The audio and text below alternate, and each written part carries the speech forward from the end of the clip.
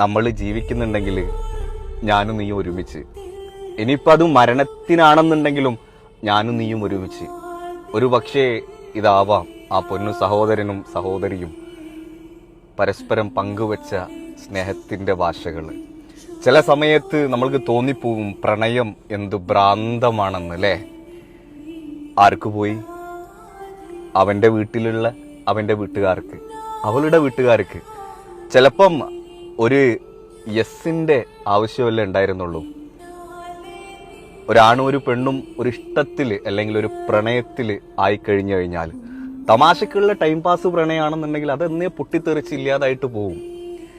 നമ്മൾ ജ്യേഷ്ഠന്മാർ അല്ലെങ്കിൽ വീട്ടുകാർ, ഉമ്മ വാപ്പ, അതാണാണെങ്കിലും പെണ്ണാണെങ്കിലും ഇന്നത്തെ കാലത്ത് കല്യാണത്തിന് വേണ്ടിയിട്ട് നമ്മൾ തയ്യാറെടുക്കുമ്പോൾ തൻ്റെ പ്രിയപ്പെട്ട മോളെ അല്ലെങ്കിൽ പെങ്ങളെ ഒന്ന് ചേർത്ത് പിടിച്ചിട്ട് അല്ലെങ്കിൽ മകനോട് ചോദിക്കുക, കുട്ടിയെ നിന്റെ മനസ്സിൽ ആരെങ്കിലുമൊക്കെ ഉണ്ടോ?